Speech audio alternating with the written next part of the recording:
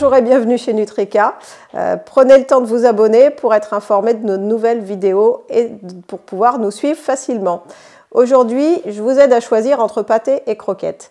La première différence, évidemment, c'est que le pâté, ça contient principalement de l'eau. Les pâtés contiennent environ 85% d'eau. Les croquettes, à l'inverse, elles vont contenir plutôt 15% d'eau et 85% de matière sèche. Ça signifie quoi? Eh bien, il faut donner beaucoup plus de pâté pour nourrir un chien de la même taille que si vous le nourrissiez avec des croquettes. Et la plupart des pâtés, en termes de qualité, en plus d'avoir majoritairement de l'eau, le peu d'ingrédients qu'ils ont à côté de l'eau, ce sont des ingrédients qui sont de piètre qualité parce que les fabricants utilisent un peu ce que les autres fabricants de croquettes ne prennent pas. Donc ça se mixe bien et ça fait une bouillie qui sent bon et que le chien a envie de manger, mais sincèrement, ça ne lui apporte pas beaucoup de nutriments et ce n'est pas forcément bon pour sa santé à long terme. Cependant, il existe bien sûr des pâtés qui ont des bonnes qualités, des très bonnes qualités, des pâtés vétérinaires et sûrement certaines marques autres que vétérinaires. Par contre, les pâtés, compte tenu du gros volume et du conditionnement qui sont en boîte, vont être très coûteux.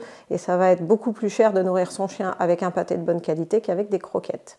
Alors, l'autre question au niveau de la pâté ou de la croquette, c'est que la croquette est dure, forcément, donc elle va avoir un rôle abrasif sur les dents du chien et ça va l'aider à nettoyer ses dents, à réduire la plaque dentaire, à réduire le tartre, ce que ne fera pas le pâté puisqu'il est tout mou et que le chien l'avale sans le mâcher.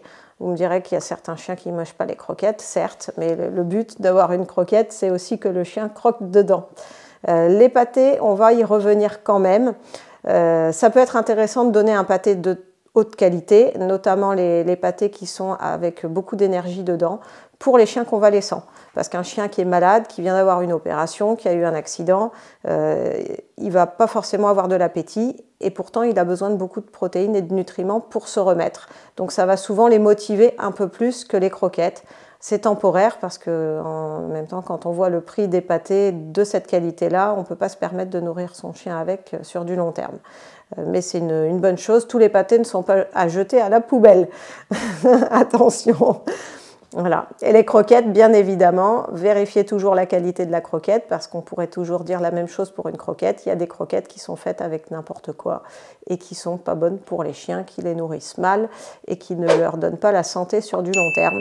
Je vous invite à suivre les croquettes Nutrika et vous verrez qu'elles ont toutes des bons ingrédients, des ingrédients de haute qualité et dans des proportions qui sont raisonnées. Voilà.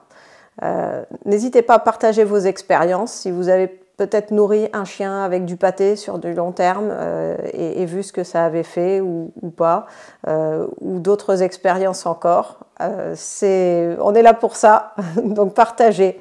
À très bientôt, au revoir.